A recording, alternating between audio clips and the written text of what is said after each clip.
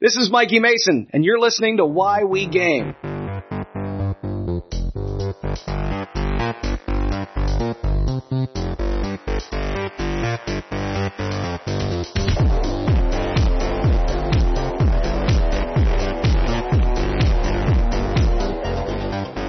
I'm Brodor, and this is Why We Game. My guest today is Pete Petrusha, who has the distinction of being the most beautiful man in gaming. I routinely think about Pete while I'm in the shower. He's absolutely beautiful, and the only thing that is eclipsed by his beauty is his charm. The only thing eclipsed by his charm, the only thing that eclipses his charm, is his genius. Pete was telling me a story before we started recording that I cannot get into, but only tease, that I am almost as passionate about as I am about Jim McClure's Satanic Panic. So, Pete, how are you? I'm doing very well. I'm super happy to talk to you, brother. Now, I assume that room there is absolutely, like, you have blackout curtains and no lights on, because the radiance, how you illuminate a room with your angelic beauty, it's very impressive. You know, I did shower for you. Wow. Well, thank you. Thank you. I thought your hair looked really nice. My hair's gotten very long during quarantine, and I've been doing for a couple of months now the no poo thing, where I only put water in my hair. That's it, right? Like, I wash it every day, but I only put water in my hair. My hair is super healthy. It looks thicker than it ever has, especially in my late 40s. But it's fucking gross. It's gross. It smells like a hippie's dreadlocks. It's nasty. Why do you do that? Because it's convenient, and I really like how thick my hair feels. Oh, okay. Yeah, you know, I talk about a tangent. Yeah, I was just hearing somebody else do that. I'm like, is this a thing that's going on? I thought everyone who said this was joking. No. It's much, much healthier for your scalp. Oh. You see, Pete, the thing that human beings don't understand is that we're animals. How we're communicating right now is not how nature and or gods, whatever you believe, intended for us to communicate. We should be having this conversation at the end of a hard day's work in our cave around a fire. That's what we should be fucking doing. What we're doing, this digital filtration, is actual poison for our minds. Wow. Yeah, so I listened to a couple past episodes and wasn't prepared for this conversation. which is fine. So here's the thing, and I've discovered it in the last couple episodes, and I do have an axe in the corner if we need it. You know, if we have to go kill and bang somebody. Kick ass, I'm in. But I need to be more myself during these interviews. But anyway, Pete, I'm really excited to get to talk to you. Now, you're how old? I am 40. You're 40 now. So see, shut up. When I heard in some, you know, I think not too long ago, then I listened to some of your previous episodes, and I heard you say 45 or 46, and I was like, what is going on? You know, like, we're all getting too old. We are. When did this happen? The reason I ask is that because I think that how old someone is certainly informs their background growing up as a gamer, right? Yeah. So being 40, when did you start? How old were you when you got into this hobby? So it was the 90s. Like, I literally, one of my horror the other day was them talking about, like, a Black Lotus being, like, auctioned off for over $500,000. I had two, you know, which in high school I traded to my local friendly gaming store for like $280 or such each. One of them was an alpha. One of them was a beta, which was like in condition, and one of them was an alpha that had like really worn white around the borders, right? And I loved being like a bargaining, wheeling, dealing magic trader in my like early teens. So we had a couple gaming stores, and I would like make deals with everyone and be like, I'll give you these 3 cards. How about if I throw this in? If I beat you at Magic and I give you these 2 cards. And, wait. You would wager victory as part of a trade? I would do it all, man. Like I said, I was a wheeling, dealing, like I was working the bazaar, you know, like I was just a trader. All right. And I loved it. And things that we know about Pete right now is that Pete is intellectual, that he has a sharp and analytical mind, and that he has a capacity for being an asshole. Because being a good Magic player, it's like being a politician. To be a successful politician, Pete, there is a depth of narcissism. To be good at Magic the Gathering, there is a part of you where you're kind of a dick. Yeah. Especially imagine a 80 stuff like you and your friends would be like, hey, slip this card in your sleeve, go to the bathroom, and like right. So anyway, there was moments that I'm not proud of, but yeah. So I was mostly like a 90s gamer. So I came into role-playing games, and Magic the Gathering was my gateway because it was the new hotness in the 90s, and probably more so in the mid-90s. So I wasn't really a part of like the Rifts wave or, like that brand new 90s, like right off the edge of Shadowrun coming out. I was more, White Wolf was hot already. Like it made it to my local game store, and Vampire came out, and before I knew it, Dark Ages came out, and Werewolf was already on. The list went on. Yeah, but what got me into the game stores, which is what led me to role playing, was Magic the Gathering. And I love JRPGs, so it wasn't a hard transition at first. Like I loved my Final Fantasies and my Chrono Triggers and my, anything that was JRPG for Super Nintendo or Genesis, I was eating it alive. So I loved playing pretend in elementary school on the playground with whatever friends I had. We were always talking about what characters we were. So this is like all not, it's a natural progression, honestly. I just didn't know role-playing games existed till the mid-90s. So White Wolf was your first? Do you remember which variation? Was it Vampire? Was it Werewolf? It actually wasn't my first. My fird was second edition Dungeons and Dragons. And it was because I'd be sitting there waiting to play Magic the Gathering, and I'd be at the game store like every day. And sometimes there'd be lulls. Like there was nobody to play with, or, I was waiting for someone to come and like show up, and I'm sitting at the table next to the table playing D&D. And, this was a very traditional second edition. Like, we had a legendary game master who ran like 90% of the games at the store for a while. Which shout out, because I don't know where he is these days, but his name is Joe Jeckenthal III. So we loved to like pronounce that name and use it as like a scapegoat, for the police or whatever we could do. Because Joe Jeckenthal III was the greatest name we'd ever heard of. And he ran classic dungeon crawls. Like every session was, somebody in the town is going to send you to the dungeon. This group of people is not really going to role play. They're going to take the job. They're going to go. I'm Carl the fighter. You're Louise the mage. We don't really have personalities. We just play our role. We kill the shit. We get the money. We go back to town, rinse and repeat. Next session, right? The only flavor of the game was that Joe loved Greyhawk or whatever, and he would kind of infuse a little bit of his setting. But when I would role play, he would look at me with shock, and then he would ignore me and go on to the next person. So it was purely mechanics. He got better, but that was my initial role playing game experience started like that. All right. Hey, Pete, Carl over here has to go. Can you play as fighter? Okay, what can I do? Cool, yeah, I attack. All right, and I grab my sword and hold it over my head and I swing it down. He's already on to the next person because he could care less, So your first role playing game experience is entirely mechanical. You're hustling and sneering in a game that is all about mechanics and outthinking your opponent via mechanics. Yeah. I wasn't thrilled.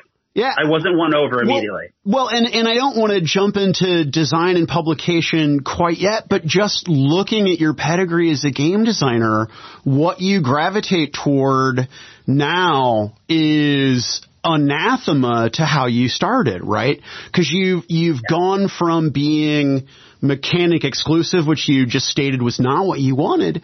But, but now your game design is very, very open indie RPG sort of Flower Fields hippy dippy shit, right? Which I don't secretly, which I adore, but it's not about me.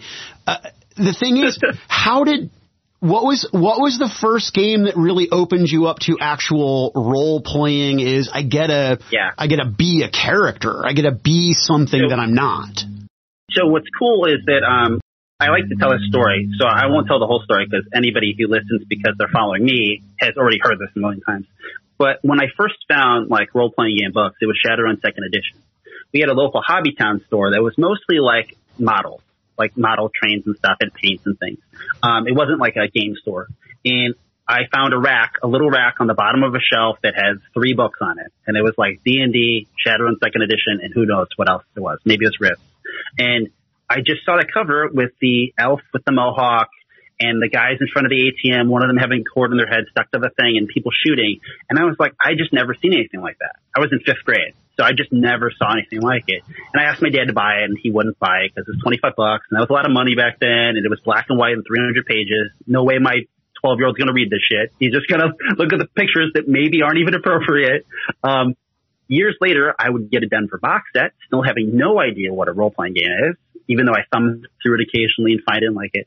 And in study hall, about freshman year or 8th grade or something, a kid next to me has the Riffs book. And he's reading it in study hall. I'm reading Denver. He starts talking to me about role-playing. I know nothing about role-playing. I don't even know what he's talking about.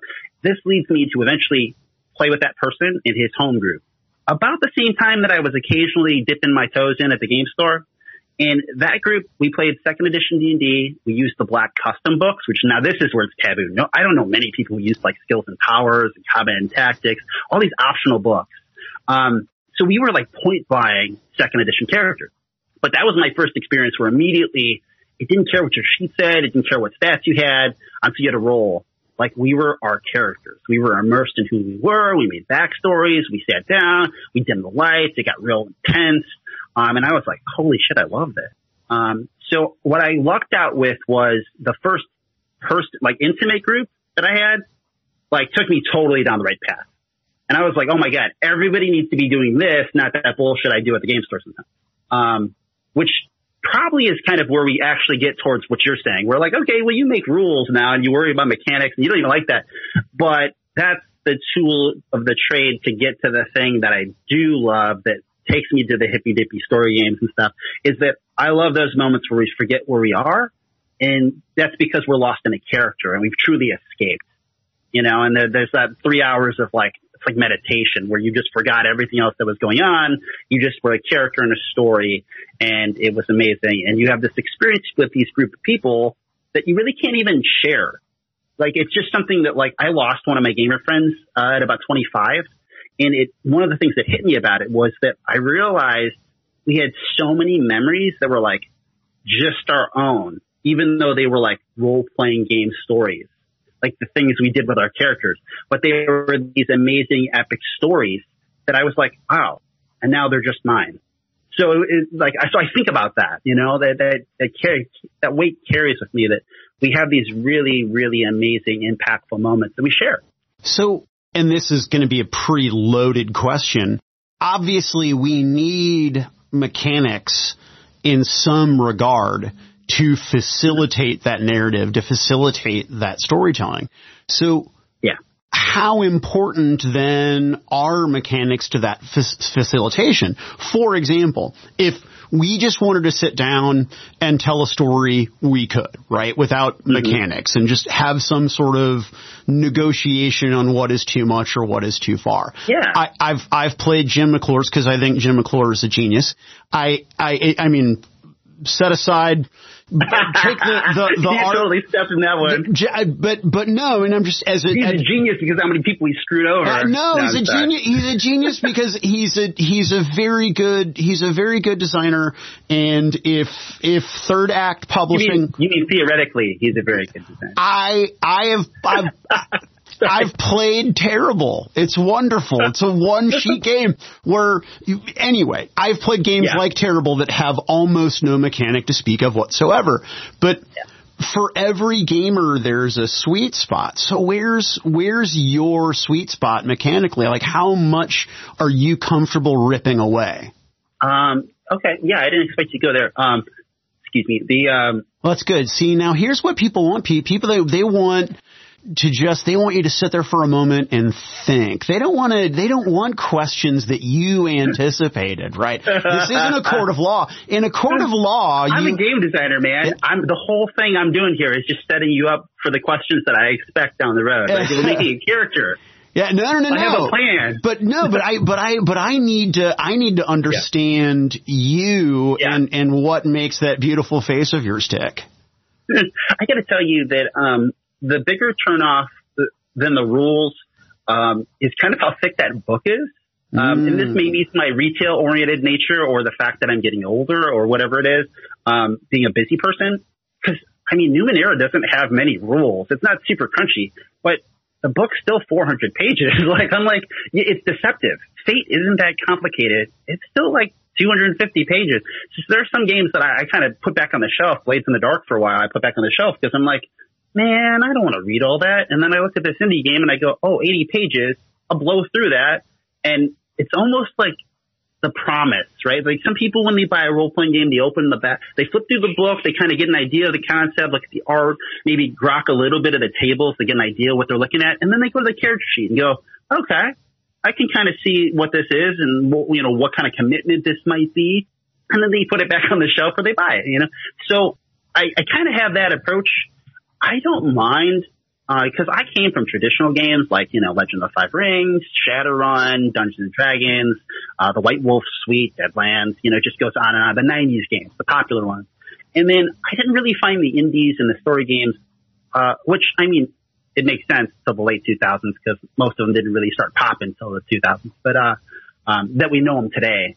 But yeah, I was very much I wanted the shit that was in the store, right? I didn't care about your indie, something I never heard of because I was your traditional young, dumb consumer, right? I guess. So that's the long, twisted spin on the question. I don't mind medium crunch is what I'm saying. Occasionally, I don't even mind if it's kind of crunchier than that. But I won't do it for long. So if it's something where I feel it's convoluted, I don't know why Feng Shui 2 is coming to mind. And it's not even that convoluted, but this might be a good example. Again, a book that's 300 pages, 8.5 by 11. The rules are they could be on 2 pages, right? They're just so super simple. And the problem isn't the rules until it's when we fight, I have to roll twice.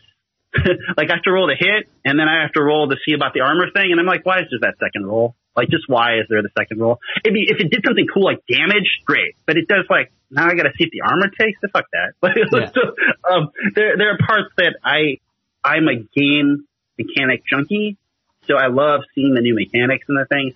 But yeah, there are plenty of games that kind of turn me off when I look at them and they're thick and then I don't see too much going on. Where I give more credence to the smaller games because I can, feel accomplished that I read the whole book. I don't know. I think to be honest, hey, I read 3 books this month instead of I read 1 every other month. You made me think of Alien. Alien's probably a good example. I kind of know Free League system. I was really intrigued by this cinematic play versus traditional play. I flipped through that book and then I flipped through it harder because I was I really want to get a good feel of how did they do that? I love this idea of cinematic play for Alien, really great horror-esque one-shot. And then I didn't read the whole book. I read enough to kind of get a feel for it. I probably will go back because I just really intrigued by that idea. And then some games will be they promise, there's this game called Awaken. And, again, they had this take a picture mechanic and I was oh, that sounds really cool. And then I opened it up and found the one paragraph it was and was oh, it's really just sounds cool. It's just nothing special. Cool. You get a reroll. I don't remember what it was, but it was just oh, okay. And I just took that book and shut it and put it back on the shelf. Yeah, see, for me with a game, the challenge with Alien, it's a wonderfully designed book, but because it is so stylized, it is, I find, difficult to follow. Right now, I've had the fortune of playing Alien, and I learn by doing any which way. Sure. So I've had the pleasure of playing Alien with someone who's run the game multiple times, who's gone Chariot of the Gods or whatever their initial module is called, right? She's run the game multiple times, so I got to sit at the table and play, and it was delightful. In fact, I love getting peanut butter in my chocolate, and I think that, the greatest genius of all in the gaming industry is Ken Hite, and I want to take Ken Hite's Night's Black Agents, but run it as Alien, right? So the alien or aliens are vampires. and you are just regular agents fighting vampires, but use that horror segment. Because I'm not, and again, it's nothing against Robin Laws. The gumshoe system's just not my thing, right? It's just not a mechanic that I gravitate toward. But the idea of burn spies fighting vampires in Europe, that makes my wiener stick up. Yeah, it's really funny. Like, just to twist that question, it's probably not the most illuminating conversation, but I think it's very realistic. And I take that approach a lot with retail as well, because, as a consumer, how do we gauge the products we see? And unfortunately, we have this problem in role-playing games that is Kickstarter influence, that bigger is better. We want more money, more content for our value. But I don't really, buy into that. These books that are just going to take me all summer to read versus like a month, so that I can either way play them one time, unless they're amazing. In the golden age of gaming, there's so many great games. There's this conversation to be had that we're not having, because we're just letting the market dictate that bigger is better, right? Cool, $50. I'd rather have the 300-page book than the 100-page book. Why? Because bigger is better, not because the brevity and concise and the content was more direct. I don't know. It's difficult. I think that with miniature gamers and role-playing gamers, there is a common sort of hoarding aspect. The number of miniature gamers that I know that have veritable game stores in their garages, closets, storage lockers, etc., of boxes of still shrink wrap stuff. Like you'll see it on Facebook, like on 40 or Warhammer in the Old World stuff. You'll see pictures all the time of unassembled, unopened boxes of stuff. Yeah. Role players will buy games to read them and put them on the shelf and never play them, right? Yeah. And so I'm with you in that Inspectors is brilliant, but it's how many pages am I getting versus my new big Pathfinder book, or I'm gonna back the Deadlands Reloaded. That's a really good example. Yeah, Pathfinder being 600 pages and Inspectors being 60. Yeah. And I'm gonna get tons of value for my money, because I'm likely not gonna play this game anyway, so I might as well get a big, bulky, monstrous game. I might as well get something that'll stop a dagger. But the other issue, even if it costs me $10 to $20 to ship, right? Like, yes. I'm looking for a particular game. It's the God damn it. It's like Mork Borg or whatever. It's the little. Oh yeah. Who can play that game? I can't. I'm not a smart person anyway. I'm in my late 40s, so my vision's not great. I've got a copy of it on my shelf. I just can't turn around and find the goddamn thing. But how do you play it? Like, that's a game where I'm not going to read the rule book. I want to sit down and learn how to play the game, please. So not gonna. Why do you say that? Have you looked at it? Yeah, I got a copy right. Like you said, unfortunately, it's right outside that door. What did you do? How? What the fuck is going on? What is going on? It's super cool. It's metal as fuck.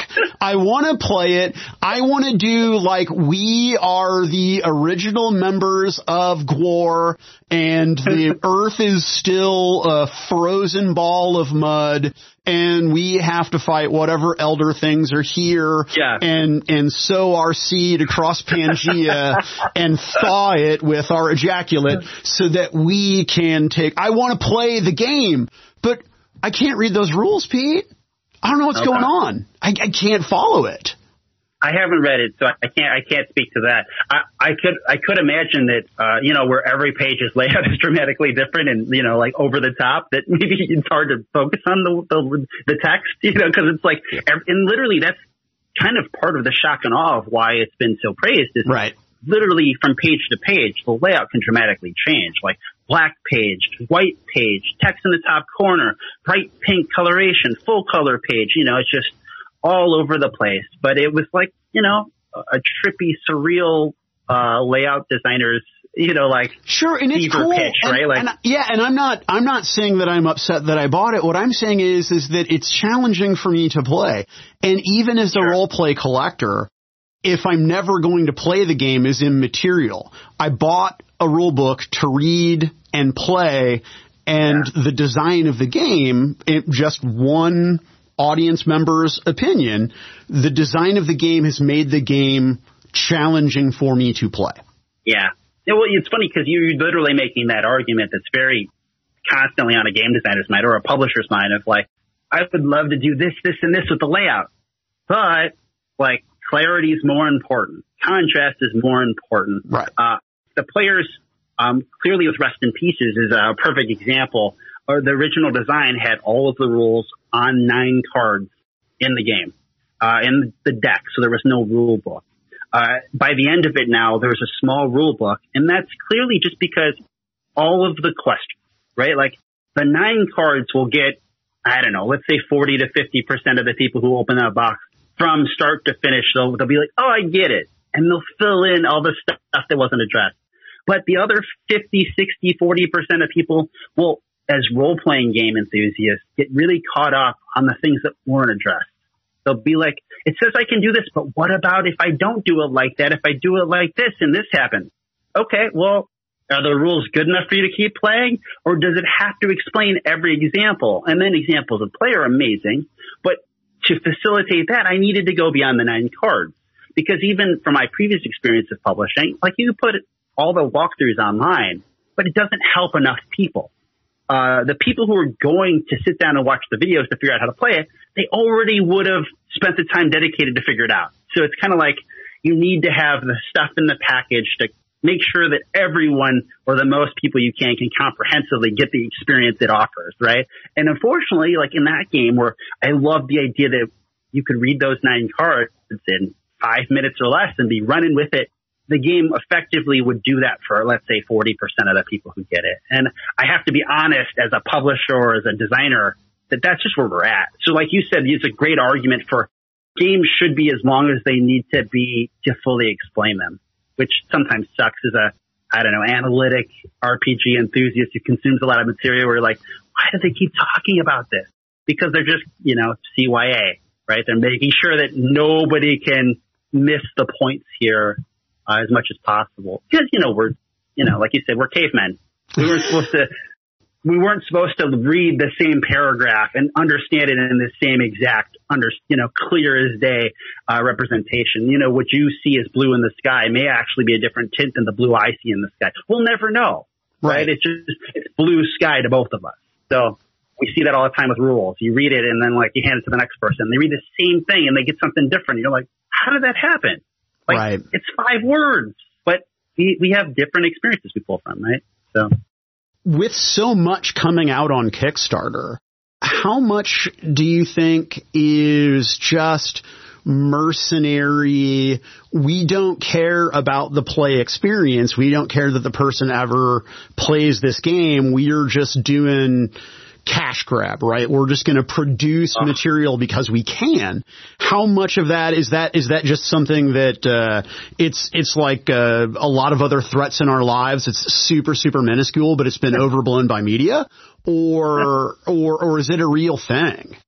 Okay, so just to make sure you're clear, so we're talking about how much of it is just throwing up an idea, taking the money and being done with it. Yeah.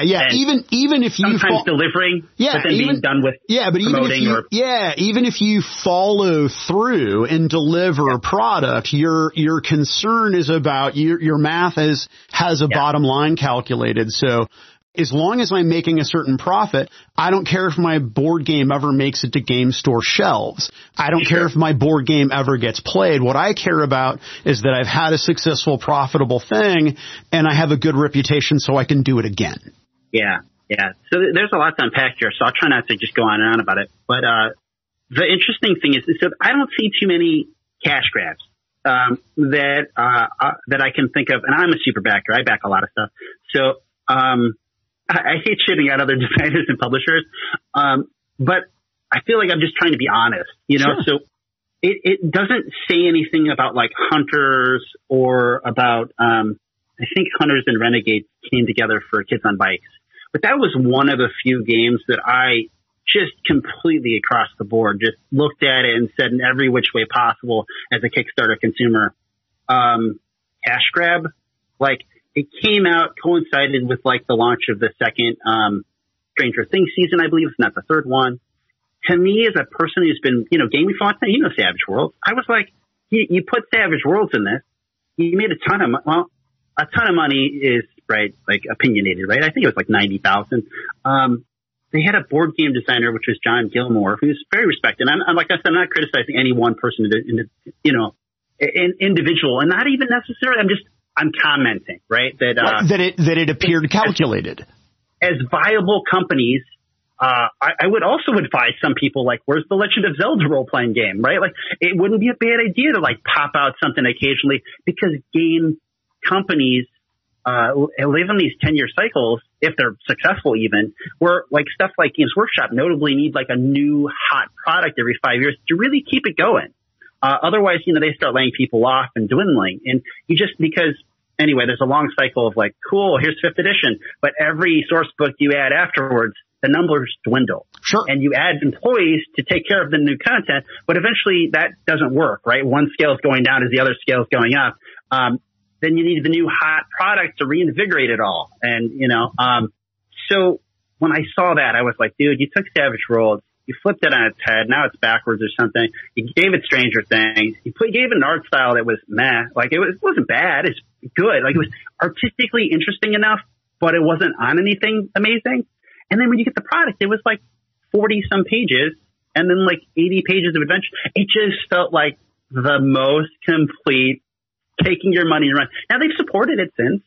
And I'm saying this, they credited Dream Chaser as an example of, like, better. So, like, there's definitely things I like about it, in that case. But, yeah, sometimes it just kind of blows you away that how blatant it can feel. And now, in Hunter's credit, I think that they're using it for Altered Carbon. This has kind of become a house system for them, I believe, or a variant of it. Now, then there's the other games. Like, it's very common to have companies who, I can tell you from my own personal efforts, right? Like, it's very exhausting to make a game. It's a lot easier to make the game before Kickstarter than it is to complete it, because you can keep tweaking it and keep changing things and keep adding to it. But that last 10% of completion is more than the 90%, right? And then everything gets finalized. That's very hard to do. So I understand too where the designers are coming from with their second or third job being making this game for this Kickstarter, and then the fatigue that sets in. And then if they really want to have any success with it, they got to go out and run. They got to sell it. They got to hustle. Because most people can't get into distribution because, like, it's the golden age of gaming. There's way too much product. Distribution, like, what was one of your guys? I think Mike Webb was it, or is it Mike? What did he Mike say? Webb from Alliance. 18 games out of 20 got to be successful for them to make budget. Like, that's their business model. They're not picking anything risky. And it's not realistic today, right? There is a glut of so much product that I just don't think the math is there that 18 out of 20 games will be successful. I just don't think it's real. Game stores, they want. Believe me, with my first game in particular, I was like calling game stores and mailing them and emailing them and reaching out to them individually. And you're like, for what? So that I can get them to care, because they don't want more than 1 to 3 copies of your game. And if they do sell those, cool, they'll do it again in a month or two, right? Like, or a few months down the road. But they want to cycle them, right? They don't want to have 6 copies, 10 copies. And then when you sell those at 50% off, and then if you're trying to accommodate shipping to be competitive or something, you just, like a soft cover book that they cost $25 and you're doing this for 12, it's just, there's no money. Like, I spent an hour plus and maybe a stressful conversation, all this stuff for what? $10, $6, so it's that distribution works because of the mass amount of numbers. It's McDonald's. But if you can't get into mass distribution, you work with outlets in an Indy RPG scene like Studio 2 or Indie Press Revolution, and it's trickle. But you give them the stuff and then they do their thing. And that's the beauty of distribution. I think that distribution, though, is the old world. I mean, the now of technology is catered reality, right? Where I pick what social media I'm on, and then their algorithms dictate what I see based on my engagements, right? God. I want... Sorry, that's... the current hell. Yeah, I think life. Yeah, miniature gaming and gaming in general is just going to be that way, right? I just follow you reverse burgers. I just follow them on the internet, or do you like what Jamie Stegmaier does, right? Where you know, I'm one of the special people that contributes whatever that dollar amount is to join the Jamie Stegmaier Club, and I just get my copies of Tapestry or whatever through that, and don't even bother with the game store anymore. And I just get it straight from Jamie, right? Like you're talking. That's the third level of that question, right? Is that are people using Kickstarter instead of ever dealing with retail and distribution? Of course they are, and more people are doing it, and they're doing it very successful. I mean, like how much of Onyx Path stuff is actually in stores? You know, when it comes to like the old school White Wolf that turned into today, they're making tons of products, you know, all the time. It's not in stores. It's mostly drive-through quality, like print on demand, Lightning Source or Ingram Spark, whoever you want to credit it to. And that's their business model. They're dropping Kickstarters every, you know, maybe even more than every 3 months, and they're 100,000 plus, sometimes 300,000. That's their entire model. And they're very good at it. Right, because those people who started out playing those games are now in their 40s and have disposable income and can go back to playing Vampire and Mage with their buddies online now. Or it's nostalgia, or it's the convenience of PDF. But let me ask you, because I'm curious, and if you don't want to talk about it, you can tell me to piss off. I get it, but. Everything that's been going on with Wizards of the Coast, right? With the various lawsuits, Margaret Weiss and Tracy Hickman are getting their books published with WotC again, and I don't know the resolution of everything with Gale Force 9 and in yada yada. Are you hearing any rumblings of a new edition of Dungeons and Dragons?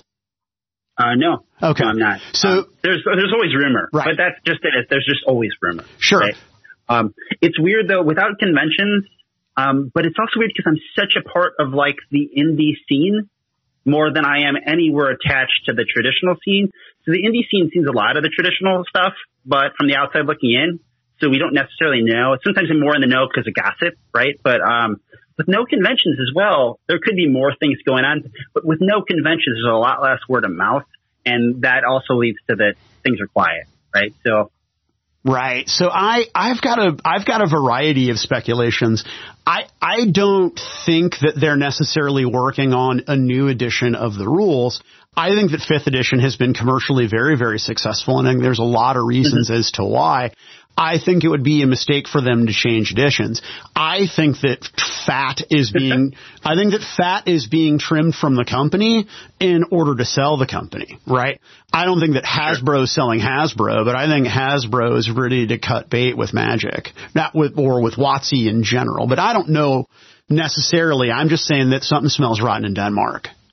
It's really interesting that you say that because, you know, Hasbro has really been touting Wizards of the Coast, whether it's on the Magic side and the D&D side, for the last couple of years. Sure. You know, if you look at like ICV2 and a lot of their press releases that, they get around, they've had a lot of good things to say. But, listening to a couple of your previous episodes too, that's a great time for investors to come in, right? Yeah. Like, let's talk about it on, I don't even remember the shows, but like the money shows that are on the news, like the CNBC Money Market or whatever or something. But I mean that sometimes it's just advertising talk, right? I mean, that's them being like, "Hey guys, look how good it's doing. You want to buy it from me?" Yeah, no, I think that's I think that's exactly right. I think when you couple the propaganda with the moves to increase the appearance of profitability, and again, I'm just being a conspiracy theorist, but I'm curious. Oh, go ahead. I'd be curious, I'm a data junkie, right, when it comes to that. That's the business side of things. So you just really would be curious on the books. Like, when they look at the books, what does it look like? Because, we know in the RPG industry that generally there's like these 10-year cycles. And that's for like traditional successful companies, So it might be more like 8 or 6, but, we could just round up, right? So right. Do they view this as a bubble? Do they view this as like, hey, this is a hot time. We've been very lucky with streaming, the internet, and the push and the celebrity influence.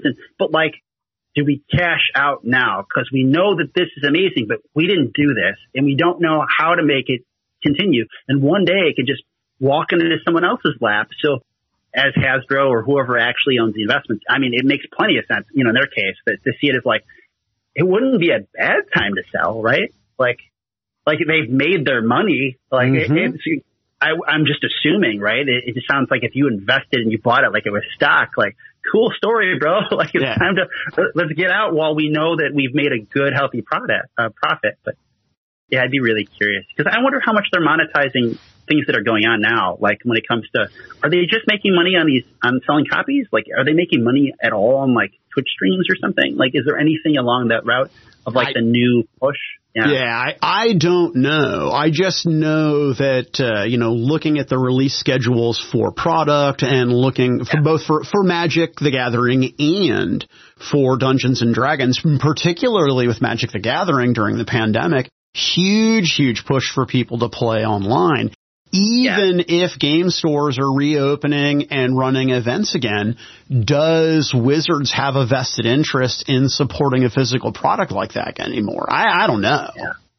Yeah, and you wonder too, I mean, like, I don't know how long D&D's been in Target, but what are sales like from Target stores compared to like game stores? You as a person who knows from being like a Gamma member and stuff, like, there's really not that many game stores. Like, when you think about like, as a consumer who like loves my friendly local game store, like I was kind of blown away by like the sheer number of like true game stores, like I don't know the actual numbers anymore, but we always talk like maybe there's 600 to 800 like legitimate true game stores.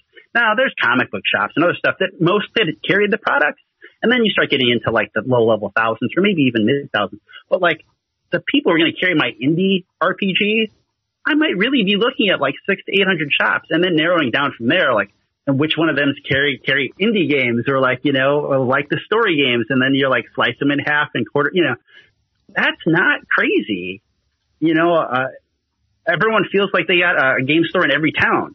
Well, that's not every town. That's, so anyway, I'm just throwing it out there. It's those in the Midwest. You're very, very fortunate. We have a lot of game stores in a lot of Midwestern cities, but then you kind of have to jump from middle America to either coast to find, like Nevada, California. I mean, California's got all the people and all the game stores, but I would hope that, that the game stores do more, right? Because they create ambassadors for the product, like Dungeons and Dragons. I would think that, Wizards knows they need people, they need game stores because they need places where people can teach other people to play D&D. But do they just need Matt Mercer, right?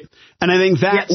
Yeah, that's the weird part is like, but does Hasbro care, or whoever who has the purse strings, do they care when they look at the number and they go, we sold, 56,000 copies of the 5th edition book in last quarter through Target. We sold 13,000 through traditional game stores, and then they see this throughout years and they go, we're making our money at Target. Why are we dealing with all of this stuff that goes to these stores? Because they're just making money decisions. Right. So anyway, or Amazon, right? I mean, I know, just from reading retailer Facebook groups, people, I read a thread recently where people were talking about, hey, who's the best distributor to get WotC Player's Handbooks for D&D from? Did almost to a person, Amazon.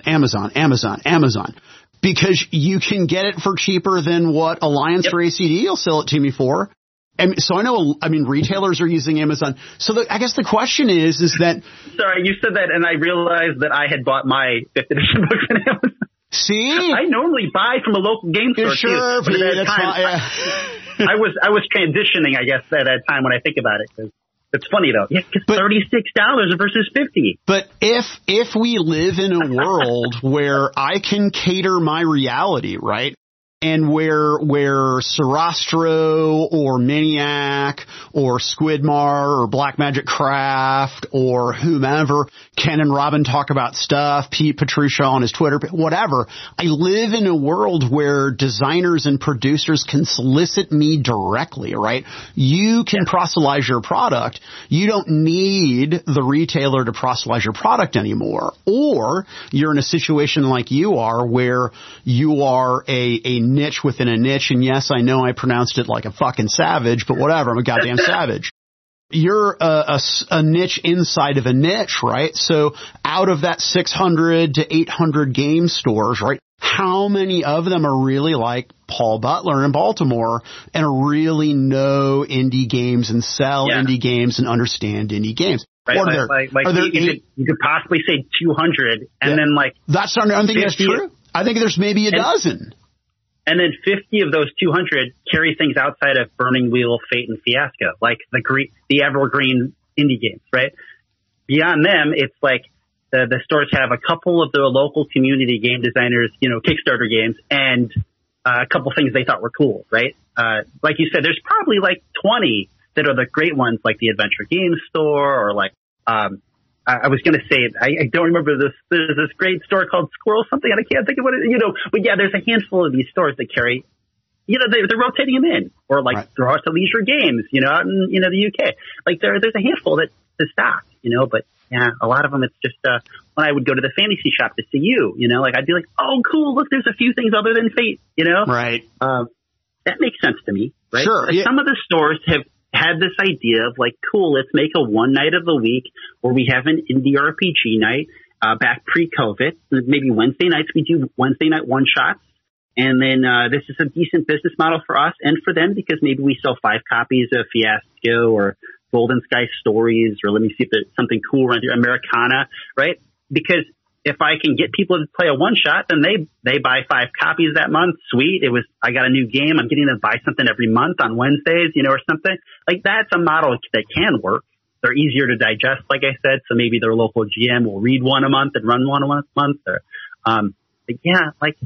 game store people are busy. I don't have to tell you, right? They're busy and they don't have many employees, and volunteerism is difficult. So yeah. Yeah, no, it is. Some places have good ideas. Yeah, it is essential that when you're doing the graphic design of your game, that your game is able to sell itself off the shelf, both fronted and spined. People have no idea how important your spine is. In the glut of material that is out there, your spine has to have something that immediately catches the audience and defines the game. Otherwise, it's just going to get lost.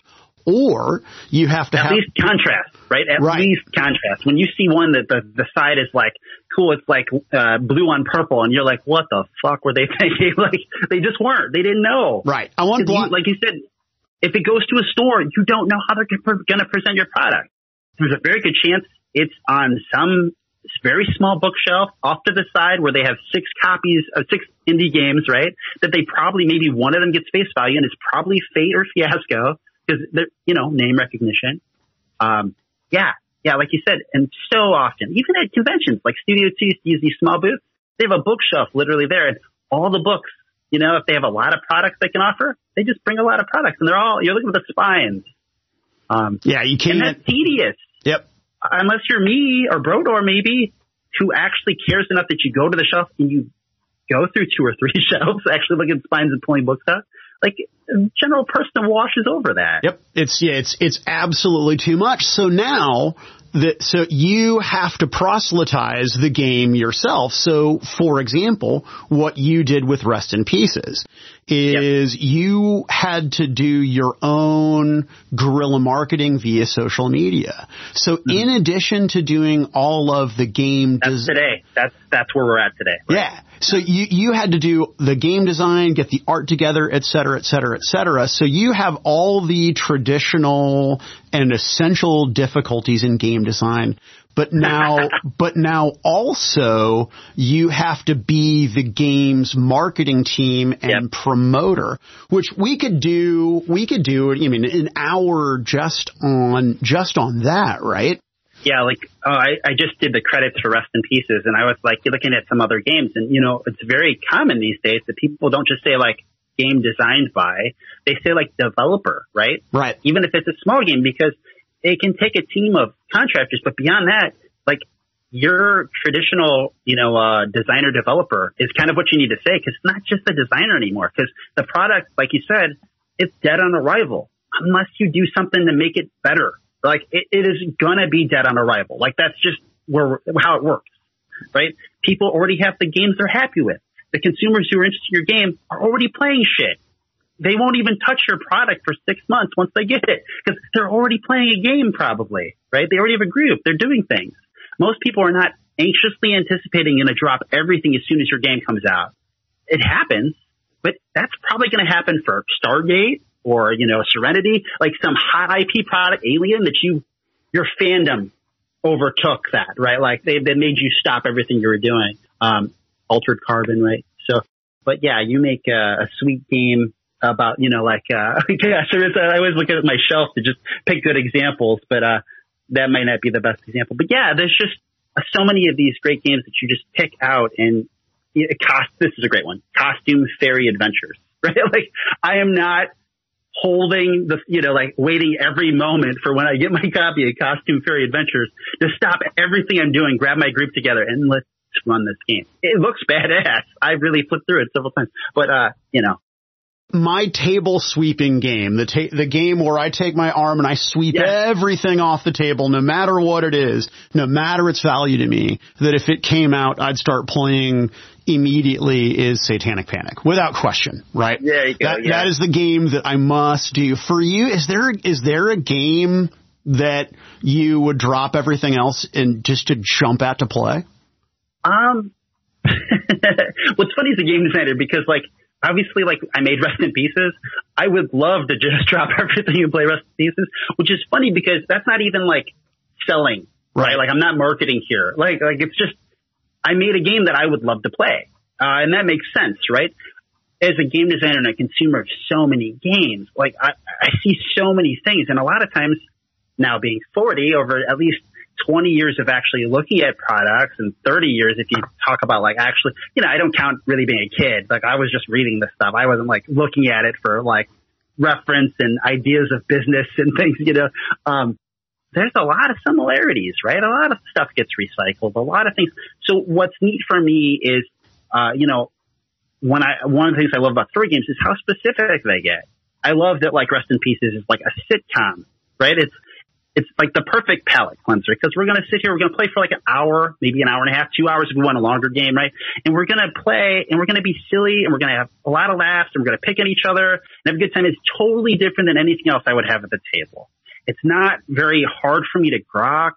All of us can kind of understand a deadbeat roommate concept and just kind of jump into a character without it being like, why is my character doing this? Who is my character? I don't understand this cyberpunk world of the future. Right. Like, without reading the setting and knowing the corporations and how people in power are gluttons and what they're holding over our heads.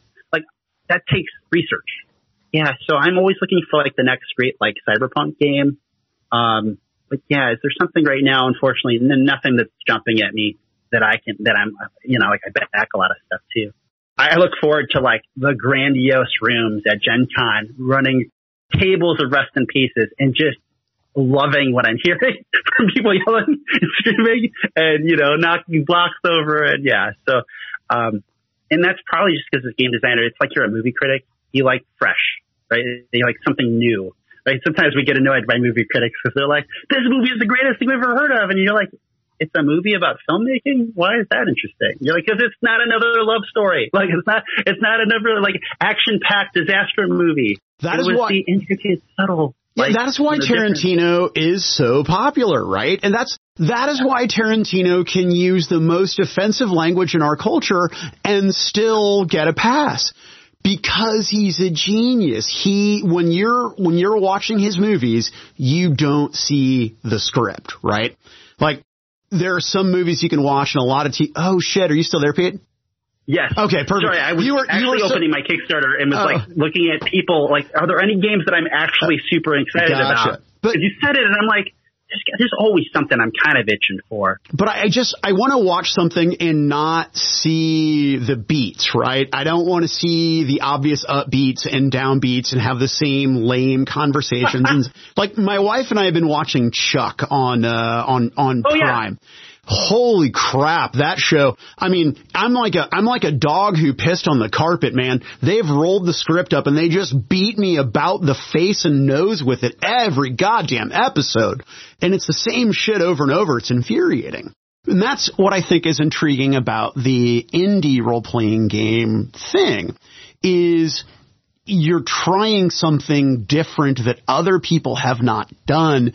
And so I see the game for, being something different than what I look at. I mean, Pathfinder. Innovation. Yeah, Pathfinder, D&D, first edition, second edition, da-da-da-da-da-da-da. I adore them, I love them, I play them, what have you.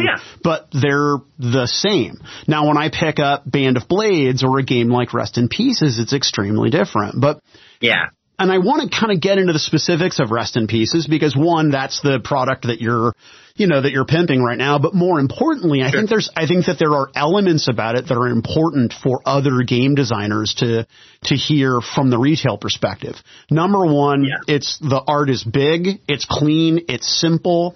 And it harkens back to the Yonan Vasquez of Squee and Johnny and Invader Zim, right?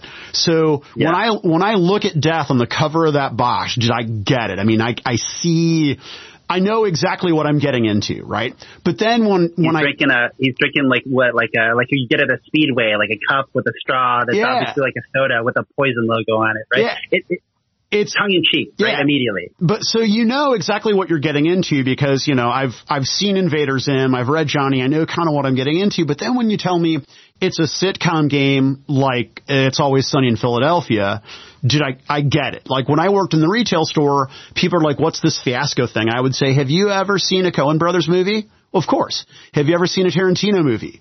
Well, yeah. Okay, you've played Fiasco. You get it. Well, yeah, you get it. You understand it. Everything is going to be sideways. Everything's going to be a shit show. It's going to be ridiculous. It's going to be fun. We're going to play for a few hours. It's going to be over. Yeah. And we're finished. When I look at Rest in Pieces and I know that it's going to be a tongue-in-cheek sort of deadbeat sitcom like those kinds of shows, like a Rick and Morty or like a Sunny in Philadelphia, I get it. I don't need to know anything else.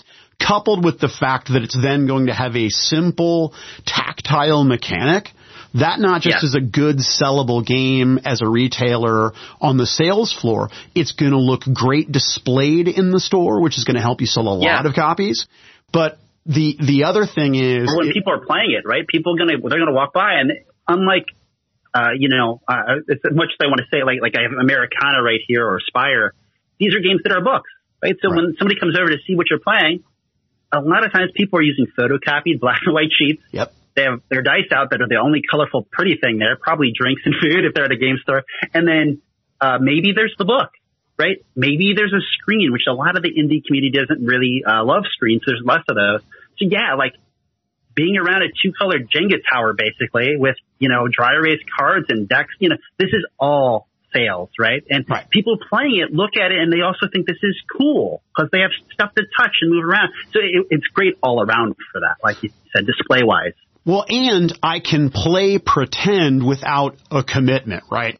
So if I'm one of those people that's really into board gaming but is a little off-put by role-playing games because of the culture, the subculture, or the commitment of effort and time, Rest in Pieces does something where it's going to kind of bridge that gap, where it has elements that people who don't play traditional role-playing games or even traditional board games, you're going to see elements and understand, that person's pet peeve is, dirty laundry on the floor. I'm married. I get that, right?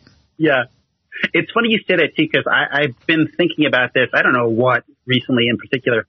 But like the segue from the board gamer or the person who's not a role-playing game person is that like the beauty of a Jenga tower compared to dice is like inherently most people understand the concept.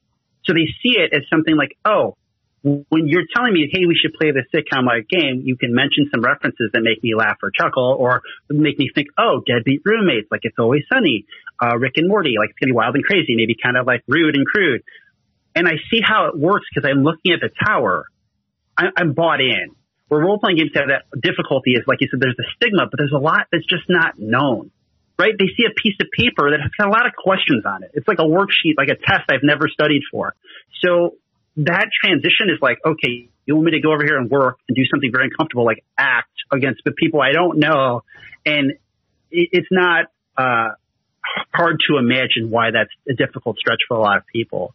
So yeah, it's nice, especially because I've heard a lot of women have gravitated to it because of the tactile nature. They like just like playing games with cards. There's something that I think it's that I feel like more women have a tradition of playing cards growing up because there's a lot more like moms and grandmas who've been like, let's play rummy. And it just becomes something more familiar that's been gone through. And unfortunately, this is like traditional, you know, he said, she said bullshit. But there's some truth to it, right? Like there's been more of that where maybe more boys were raised for the long period of time, like go outside and play, you know? Mm-hmm. So, I find many more women, and just like, you could talk to like, Avanel, who does like double exposure. She talks a lot about like women in gaming. Metatopia, the game design festival, is one of their hotspots they're known for. And she talks about how like women have a lot of pressures just culturally throughout their life that resonates when it comes to making time for gaming, of a commitment being difficult for them because of even how they were raised to look at time, like having free time, without getting deep into like, you know, the thoughts of like dishes and chores and taking care of people and being ready for, you know, dinner or all these things, which inherently shouldn't be the case anymore. I'm not saying these are good things. Make it hard for them to just generally be more open to committing to a game. Well, when you say like, let's play for an hour, right? And they can kind of jump in. It's not that's a much easier buy-in, right? So. I had not even considered that. So when you were doing the game design, it sounds like, and correct me if I'm wrong, that sales was an ever-present thing, you know, thinking about how is this going to look on the table in terms of people gravitating toward it and wanting to purchase it, right? Or what is this game going to look like on the shelf? So you were inspired to do the game. Playing Magic the Gathering as a teenager and learning to hawk and wheel and deal. Yeah. So now we've got how much psyops went into the game design? Is actually, I guess this is the question.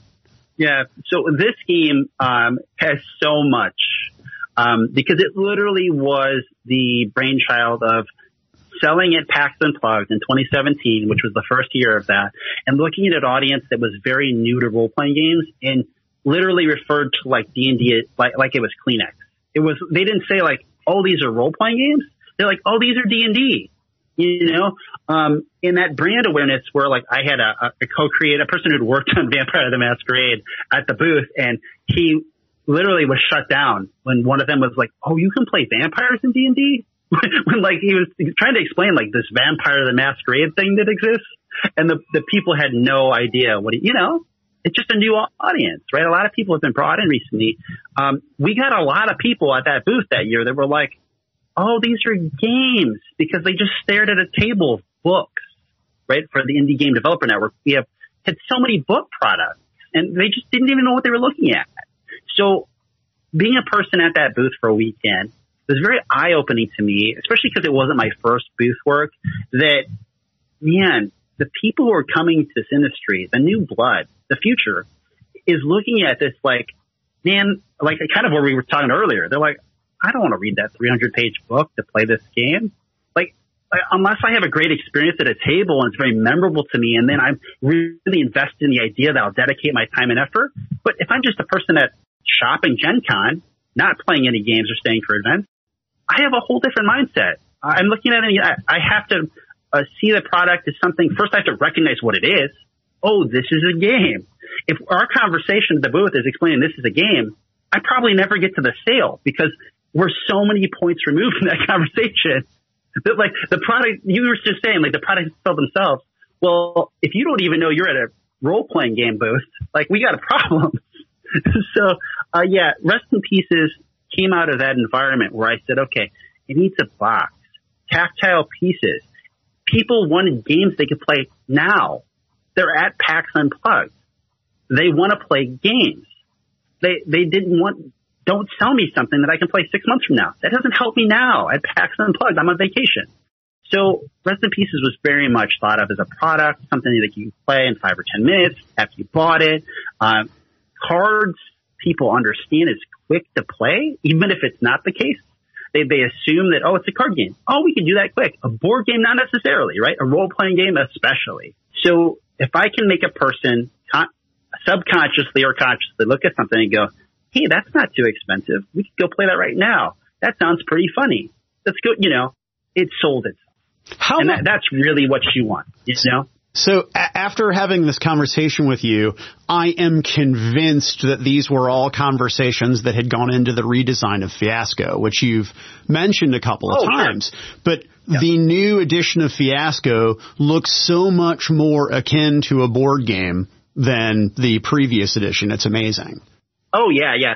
And what's important about that is that some of these concepts, like cards and RPGs, you know as well as I do, especially because it's been taboo for so long.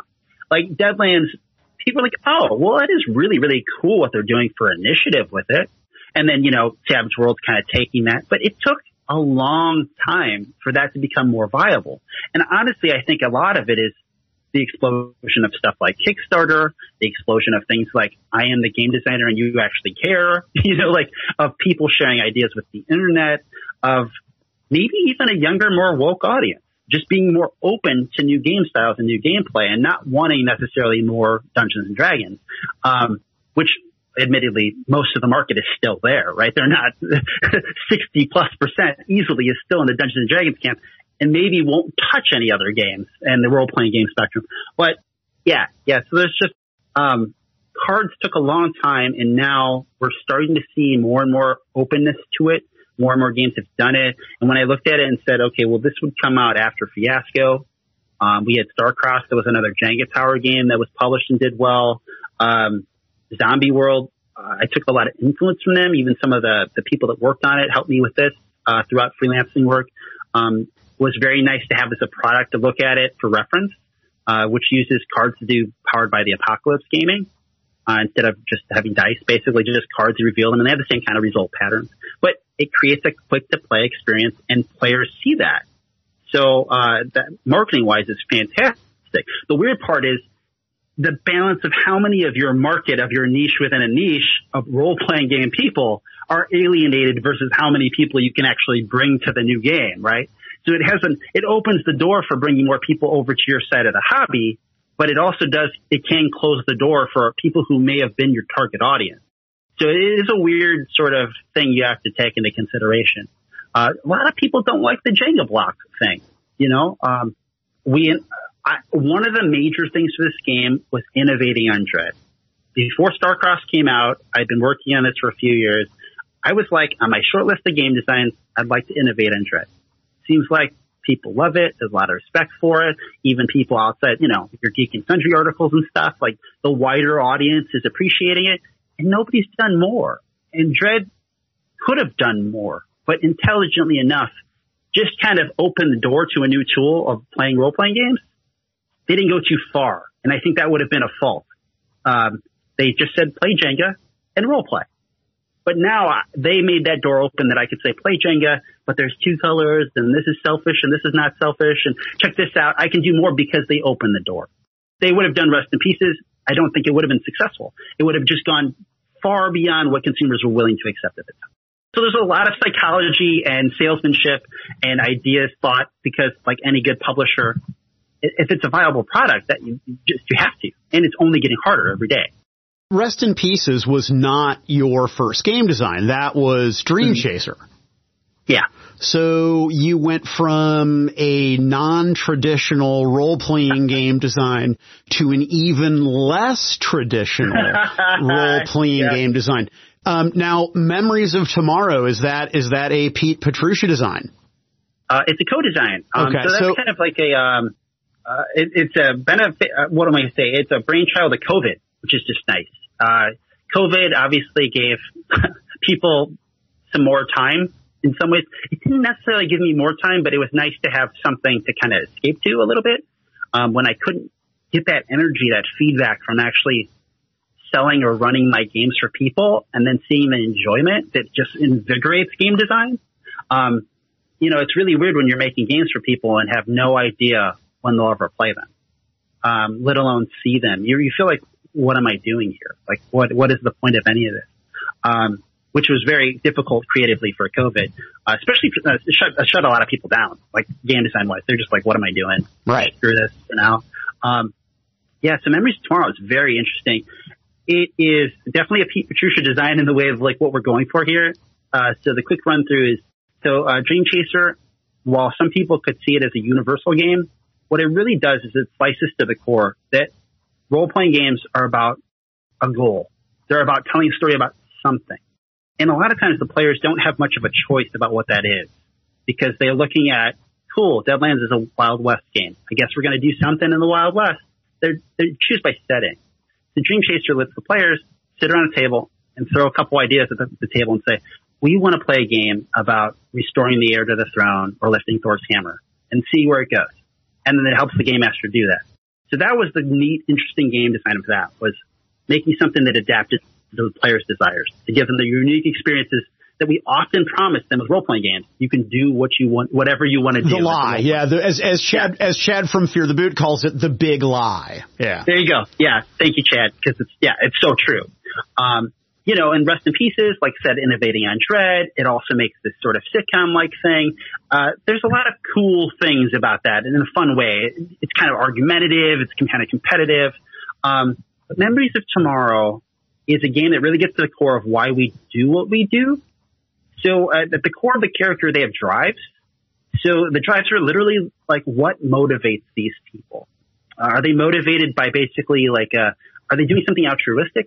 Is it something about like the heart, about their need for people? Is it a duty-based thing? Are they doing it because they're a soldier and they have a reason for their existence? Are they doing it because they're kind of a pioneer? They're challenging themselves. They want to leave a mark on society. So every time they go to do something, we're actually gauging it by how much they give a shit, right? Like it's their will that formulates the role. And then it's their will kind of molded by their experiences. They have a couple, their backstory kind of built in their characters. They have a few unique experiences that they kind of tack on because we all have those moments in our life that make us who we are. And sometimes they're a contradiction of what we care about. So as you can kind of see where I'm going here, it's a very cool way of taking a 3-step look at like what makes a person tick and then throwing them into this sort of sci-fi world where they can literally like change the consequences of like the fate of worlds that are crumbling, right? So, and how with those dire consequences and those huge choices that they face, what makes them make the choices that they do? And they take away from these things like unique experiences that continue to build them. And like I said, the contradiction is probably some of the coolest things that can happen, right? Is you're like, all I care about is making my mark in society. But, my dad died in a car accident. And then that literally will also mold all of my choices. So when I'm like, I could make this thing happen, but it involves a race. And it involves me and all my friends in a race. And suddenly I'm now like, well, this is all I care about. I'm traumatized by this experience. And then how that affects your mechanics is kind of neat too. But yeah, so that's been a fun thing. I'm working with Esteban Cologne, I think is how you'd say it. He's a Wisconsin designer. So we've been kind of working on that back and forth throughout this COVID period. And it's been very interesting and challenging, right, to do that while Rest in Pieces and running the company and, all the convention changes. Yeah, it's just been a lot. Not to mention an adorable child. Yeah, you got a 2-year-old. A lovely wife. That in addition, if we can pile on to the Pete Petrusha responsibilities. So your website Imagining Games also has a store, and just looking through it appears that you sell quite a bit of stuff that were not your original designs, that other people's. So are you just an online retailer? Do you do distribution stuff? Like what's going on with that? So, Imagining Games is my company, and it's, while it publishes games, obviously I have a resale license, this resale certificate, and it's, so considered in the state of Indiana, like I'm a retail store, whether or not I have a brick and mortar, which, as you know, changes things distribution-wise, because brick and mortar have a lot more license to products and such. So in my case, I have all the legal certificates necessary to resell, so I do. This is what I learned early on as a game designer, like you said, leading to a developer, because you're a developer and you have to think about all the business aspects, how you're going to plan the product, package the product, promote the product, put the product out. How do you get people to play, run, volunteer for, et cetera? Where this developer thing is becoming more and more important, just like a project manager is. It's like a overarching concept of development of the whole thing. Running a company, is one, making money, and two, when I would go to conventions, as you've probably seen, if you go to any shows yourself or events, you'll find a lot of cool guys who are standing behind a booth, and they're like, "Hey, check out my first game," and that's a hit or miss proposal, right? It's just hit or miss, right on its head. It's like, one, when I walk up, oh, I already got 6 games. I don't need another one. This guy, if I even look at him twice, he's going to tell me, he's going to be super excited, telling me about this game, and I know nothing about it. I've never played it. I don't know if, and he's going to make it hard for me to say no. And so that's the flip side, right? Is anybody who's worked a Gen Con booth knows it's hard to make eye contact with people sometimes because the sea of people look around you like you're a shadow. Because it's what we learned from the shopping malls and stuff. Like, hey, don't bother me. I got plans. If you really care, you're going to walk right up to me like, hey, Pete, tell me about this. And I'm like, hell yeah. Well, and it sounds so crass, but it is true. That is why, your appearance and your hygiene all make a difference. Why some companies, I think erroneously, but obviously I'm wrong because it continues to use booth bait. There's just an enormous pair of boobs over here that, and I don't know, man. I get it. It's really, really tough for people. So, but you've done a smart thing in that you have built. That's where I was going. Yeah. Right. Is that you to differentiate yourself. And again, the psychology of it is when I started to add more games, even if it was like, cool, here's my Dream Chaser product and all the accessories, but here's also Laser Kittens and here's also, I think Threadbare maybe, like a couple other games that are kind of tangential. They're not going to steal away my sales for Dream Chaser. But I got to tell you, the psychology of it that's smart is people who came by my booth go, you made all of these games. Dream Chaser must be the best one because that banner there says Dream Chaser. These flags over say Dream Chaser. There's all this Dream Chaser stuff and there's other stuff here. We didn't talk about that. That's just the mentality. This guy has made more than one game. Look at how good these products look. Or when they talk or play Dream Chaser and it's not their bag because it's not no game is for everyone, right? They go, oh, but I like this. I'll take one of these.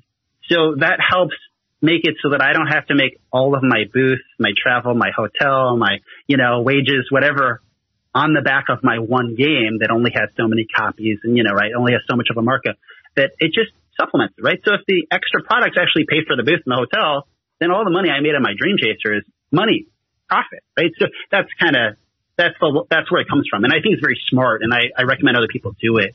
But you probably know as well as I do, selling role-playing games isn't easy. Cause unlike a basketball, I can't put it in your hands and you know everything you need to know about making the purchase. Like the best I can do is kind of get you to 60%. And some people will take the leap and some people are like, I still got to play it or I got to talk to my group. So, selling other people's role-playing games can also lead you very quickly to having a lot of just extra books lying around that you paid half for or something. So you got to pick and choose what works and what sells. And you had a great conversation with Miniature Market, right? So it's if somebody wants to get Rest in Pieces now, the Kickstarter is closed. How would they do that? Yes, if you go to my website, which is imagininggames.com, at the top there's a little announcement banner. You click it. The pre-order store is open, so you can go to. It's basically on BackerKit. It's rip.backerkit.com/hosted pre-orders. So you probably just want to go to my website and click the little top banner. But yeah, if you're on Facebook, you can go to the Imagining Games Facebook page or the Rest in Pieces RPG page, and it'll be the pinned post or the top ones currently, but it'll be the pinned post. All right. Yeah, you just click it there. You can pre-order the game. We're expecting it to land in May, but I'm promising June, right? So. In the event that a retailer is listening and they check out the game and they want to carry it, should they just contact you directly or are you going through distribution? I would say contact me directly because, as we've talked here, right, like as well as I do, that's the best proposition for us because just for listeners, right? I mean, 60% comes off the top if I give it to somebody else, right? So like Kickstarter, you talk to me, man, with that, extra 10%, I can probably cover your shipping. So selling to you for 50%, it just works, right? And then I build a relationship with you and I have a contact and I like that. So that's kind of my get, right? I can send you other free stuff or websites or, and then maybe you like what we're doing here and you remember me for the next game or distribution just has that distance, right? Like, I don't get to build a relationship. So, your cool store in Georgia or like Atlanta or, Honolulu. Like, this is the only way we can kind of bridge that. And so I appreciate it. At least I do. You know, I can't speak for everyone. One last question, Pete. So get out your crystal ball. What does Gen Con 2021 look like? And again, we don't know, right? So I'm just going on a limb here. I think, which again, I hate saying it, right? I'm terrified. If we have no Gen Con 2 years in a row, how many companies are just fucking shut down? Done. Yeah. If anybody, so we'll talk about, well, okay, the quick answer, the second one is, how many already are, right? Like, that we just don't know. Like, it's not like all over the Money News website. You know what I mean? Like, there's nobody who's taking, nobody really goes out there and goes, hey, we shut our doors. Yeah. Like, a lot of people don't do that, right? And even if they do, there's not enough, like, people don't care enough, right? And Facebook algorithms don't care unless 84 people like that post, which they probably shouldn't in the first place, you know? So, it's hard to imagine how many people already did, or how many people didn't officially, but that they're done because of it, right? I like to think that Gen Con probably won't happen in August. I think that maybe logistically they figure out how to do it in September or October, and we have a physical convention. As weird as that sounds, I just feel like it might be possible, because those conversations may have happened a little bit behind the scenes of last year of them scoping when it could have happened. Now, if I'm completely wrong on that, and there's just not the occasion because of the massive difficulty it creates for Indianapolis, whether hotels and blocks and, you know, people. But I think we're going to see, you know, 20 to 40% attendance. Sure. I just think that that's what we see. That's just a throw in the dark, right? And honestly, when I say it, I also then have to really heavily weigh that, like, the number of 4-day badges sold compared to, like, you know, 1-day badges is relatively like 90-10 kind of thing.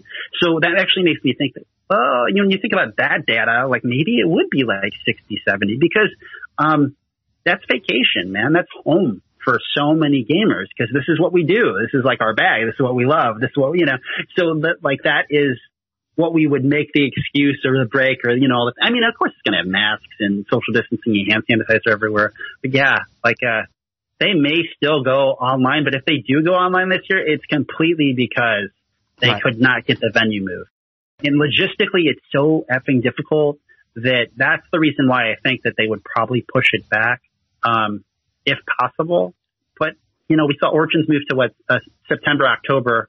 So that clearly also opens the door that they want to be later in the year, which is not really feasible. Yeah. They're not going to do December.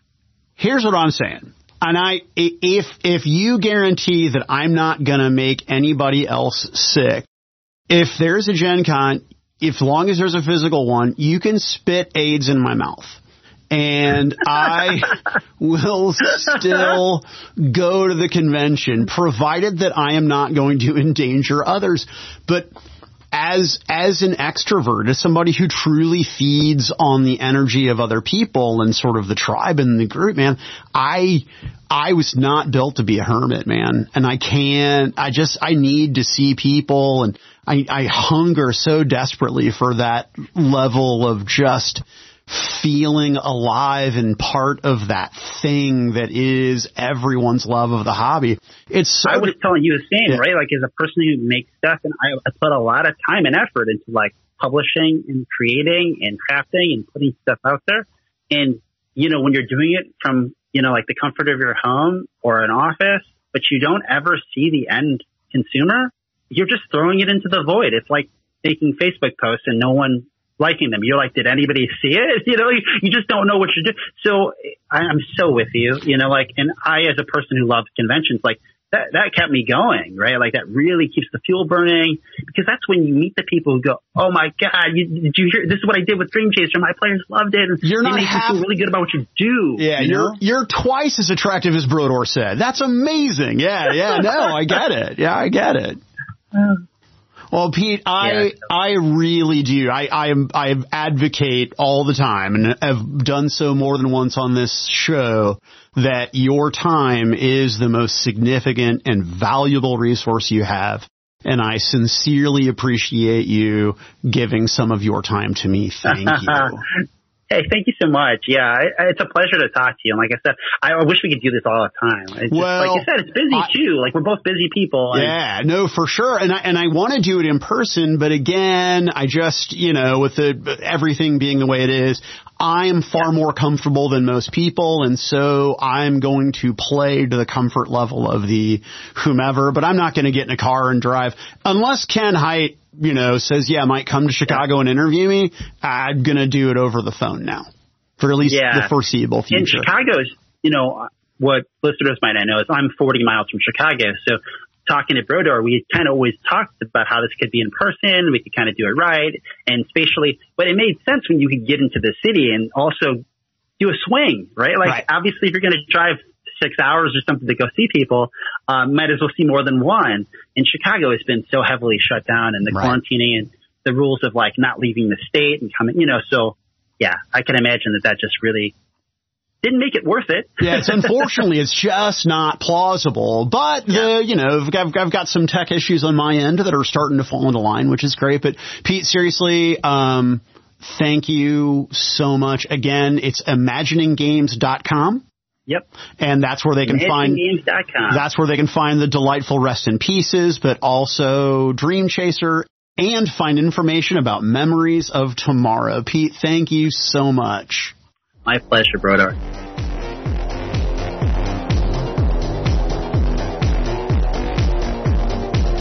Why We Game is a production of the Influence Foundation. All rights reserved. Audio editing by Brodor. Music by Owen Godwin.